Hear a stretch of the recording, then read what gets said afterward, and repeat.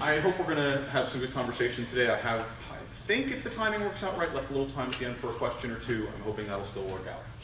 So, Agile and Waterfall are often seen as antagonists, which I think is crazy. There's a lot of rigor, there's a lot of passion on both sides of these discussions.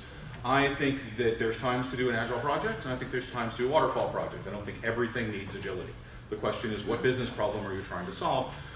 Because both Agile and Waterfall are approaches to solving problems, okay?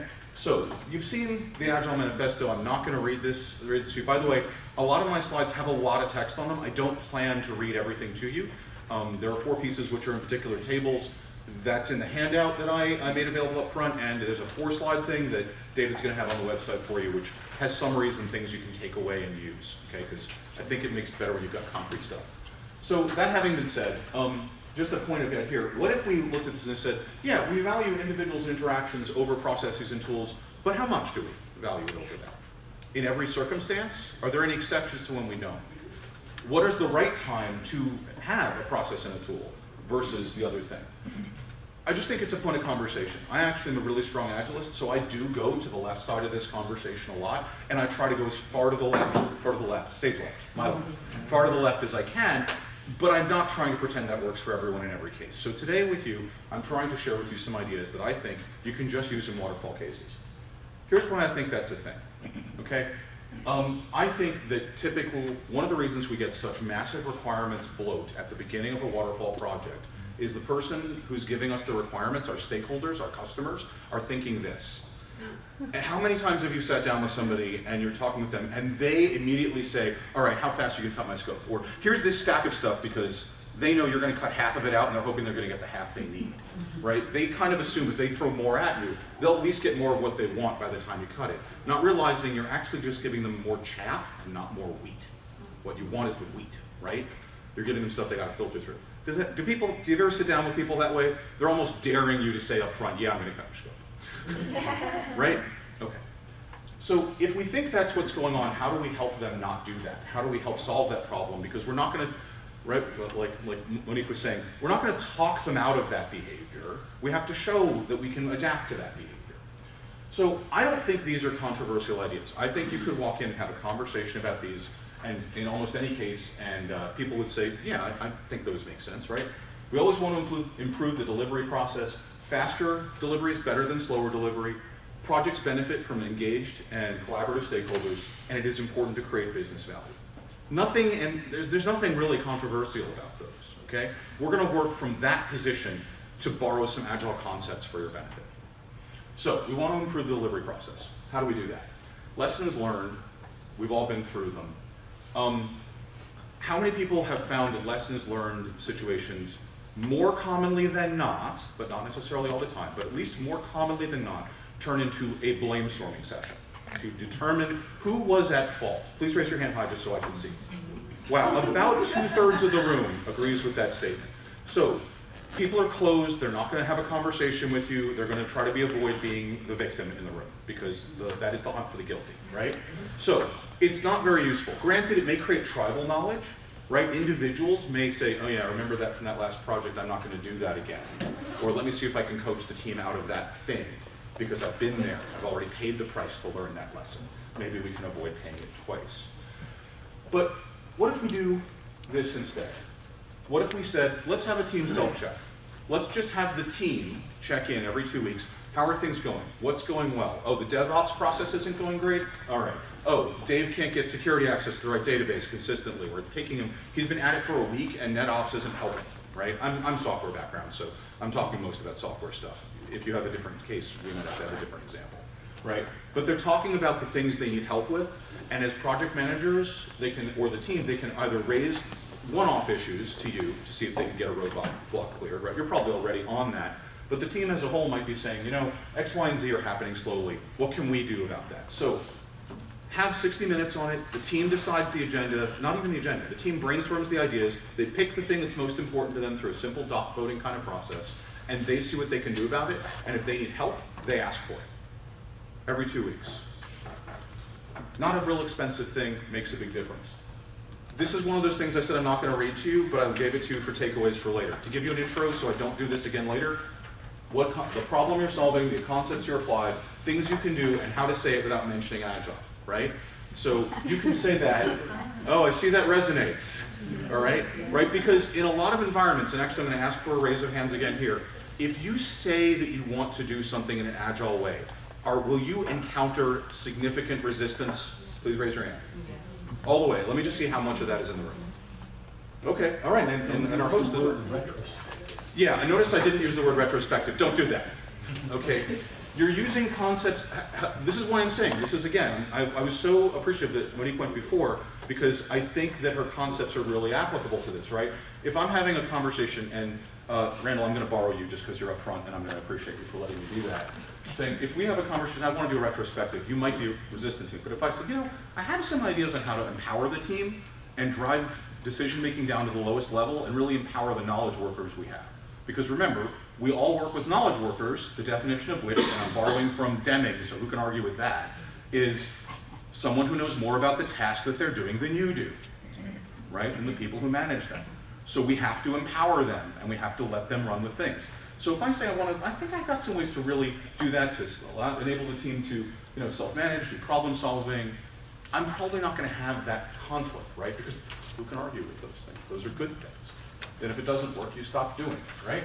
So I'll let you read those to yourselves, but that's the idea here. You get one of these for each of the main points I've made, okay? That way you don't have to worry about writing too much down. All right, faster delivery is better than slower delivery. Also, not controversial. Here is the classic, typical Agile value problem with suddenly my project is now going to run over. When it was green all before, this may be one of those hidden times when, wait a minute, you've been telling me green, status report was red, yellow, green, right? We don't have any other kind of status report except for red, yellow, and green. Right? There's nothing, right? So you've been green for 3 months. You went red in 2 days. What happened? My testing environment is down. I can't make progress. My pre-prod is down, the promotion system is down, something happened. Testing, when you have this, suddenly everything is critical path. Any failure in any stage could become critical path, or you're going to have to short something else. And how often do we short testing? I don't want to get into that. Okay? So there's that, or you're immediately running over. If I do this, I've completed an end-to-end at the beginning of release 1. If there's a problem in any one of these phases that I'm going to keep repeating the issues of, or I'm going to know about it now. So hopefully I can get better at this process, even if it's a brand new application. So phasing, I think, really helps reveal end-to-end problems. Okay, it's kind of like a full self-check all the way through, if you can make your project adapt to that. Okay, deliver in phases. I am going to read this bottom one to you for a second. Here's how you might say it without saying that. I'm thinking that 6 to 24 months is a long time to wait to have completed work. Is there any way we could deliver in phases? It would help us with resource leveling and discover faulty assumptions and any critical problems sooner. I didn't say anything Agile there, right? I just want to check. I really worked hard on that. Okay? And again, you're going to have to adapt this for your specific environment, but I wanted to at least give you a template of this is how you could propose that concept to somebody without it being, you want Agile? We aren't Agile here. Don't bring that up again. Bad project. Don't do it. All right, so there's some things, okay? Next thing. Again, not controversial. Projects benefit from engaged and collaborative stakeholders. Kind of borrowing our phase model here, right? We get better collaboration. The concept here is requirements drift. Remember, the longer a project is, the more the person forgets or makes assumptions about what they asked for versus what you're going to deliver. And you may have it totally documented, but the business need could change. Their beliefs about it could change, or the stakeholders could change and say, I didn't expect that at all. Why were you giving me that? Oh, I'm getting so... I love it when I get that reaction because it tells me I'm in the right space with you. Because it happens, right? I typically work in the BA and Agile spaces, and we see this all the time, right? Because suddenly that becomes, the BA gathered the wrong requirements. I had all the stakeholders in the room, and then we're all in the blame zone. Let's not do that. So you avoid requirements drift by having this there. The stakeholders are engaged, they're seeing you deliver things, and they show, and you can see, and they can see what you're actually doing and why you did the thing you did. Okay? I can't show it to end users, I'm not ready. You can find a way. You can show it up and set it up in one case with one set of demo data. Maybe it only works in a specific case, but it's something for that release that you can show that will work. If you can show it along the way in your release, that's even better, but I realize that can be a challenge in multiple cases. All right, how to get it, so forth. How to say it without mentioning Agile. Okay, I won't read that one to you, it's a little bit longer, but it's kind of saying, I'm going to show you stuff in pieces. I'd like to bring you into this. I really need you as a collaborator. I'm going to make that as easy on you as it can be. I'll work around your schedule. I'm not asking for a lot of your time, but I'd like to demo you the stuff you've asked for, and I'm going to show you the pieces we have ready. I'll set your expectation ahead of what I'm going to show you, and if you have any questions, we'll of course take them, and I'll be able to tell you what else, when we're delivering the rest of the stuff. But that way, I think that they'll engage with you. It'll be better, and think about how this works for change requests, right? At least now you have a way to throw it into, if you can't throw it in the next phase, because maybe you can make that, depends on your actual, how this works in your world, you can get it in the one after, right? So maybe there's a lag, but it's better than getting it all at the end when you spent the whole project budget. Okay, that having been said, it is important to create business value. Okay, we had us, I don't think that's ambiguous. I don't think that's controversial, rather. Okay, I think you already care about this. This is how I know you care about this. Someone is building the brake system for your car. At what point do you, of those 4 things, care about that brake system? Would you consider it, yeah, you built me some brakes. What point is it? The last one. The last one. The car slows down when you press the brake pedal. It's great, I mean, imagine this in software terms, right? Well, what I need is a system to open customer accounts. Well, I have the database written for you for that, and that's fantastic. And it's really been load tested, and we could do 1 million transactions a minute against it. And I have part of the network constructed to access that database. That's great. Can I open any accounts? Well, no, but the system is working fantastically so far. Yeah, I think we aren't talking about my need. Is that 5 minutes? Okay, that's good. So I think that's the point. Organize around business value. We typically might see this structure because it's easier to get focused time from people sometimes, right? I won't bore you with that, but basically, you're seeing chunks of construction of what's going on. And at what the customer isn't being considered in this, and I think it's a questionable as to when you could get user feedback. And also, what happens if your scope changes at any one of these lines, right? There's a lot of risk potentially here, right? There's a lot of risk. If you have a change introduced at each of those points, you could run into some issues. What if you did this? You might have a little foundation work to begin, but what if you organized around valuable, useful features? You're still doing waterfall, but you're saying, I'm going to think of this in terms of the features that you're asking for, because then I can construct them, I can show them to you, I can get useful feedback, and I will tell you how we are on projects, and then each of my features has a red, yellow, green of its own. And then I can report % complete of features as an overall project thing, and we can have some measure of change in there if I'm going to accept change requests and how we're going to accommodate it. If you organize around the feature concept, you might have an easier time. Bonus question, what point can you start getting user feedback? Right over there, first set of check marks. Also, and just to let you know, when I built this slide, I didn't do this intentionally, but I decided it was the right thing to do. I borrowed those timelines of change to this slide and just mapped them over it directly. I didn't change them. I just said, okay, what would happen? Well, I think my conversation of change in that first one is, okay, look, I realize you want to change my scope or whatever, but I'm just ready to QA this work. Why don't I finish the QA of this work and then we can call that part done?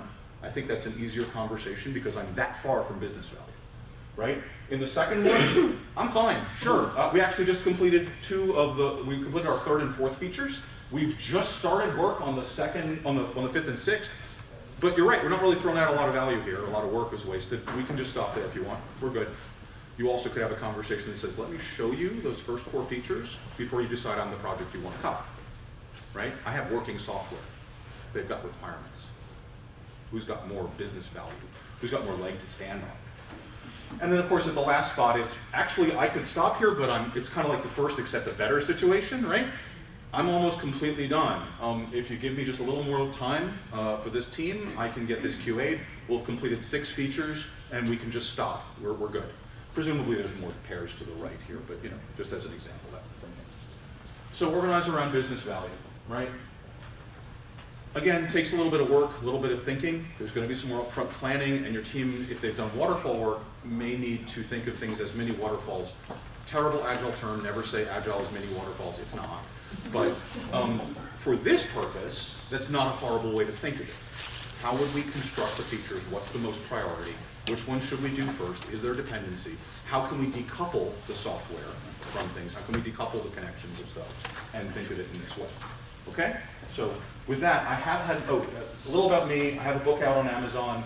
I do talks around places if you're interested. I'm happy to have more conversation with PMI about this sometime. But I do, I think, have a couple of minutes for questions, and I love them. So if anybody has had a thought inspired here, would like to share it or ask a question. You raised your hand first, please. So how is Agile different from, are you familiar with RAD and JAD? I'm not familiar with RAD. JAD I only know in the context of joint application development sessions, like you have a session. But typically I would call, let me put it this way, most JAD that I've seen is actually a requirements workshop.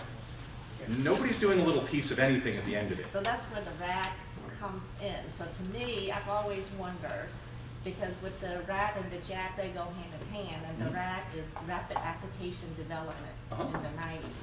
So again, that's the concept of breaking things into smaller chunks and having the dependency, and for the business, what is hurting you most, try to do a little bit, get something done in a couple of months or 6 weeks, you know, depending on that. Right. So I've always wondered why the shift and how is it really different? My guess is that people didn't explain RAD very well.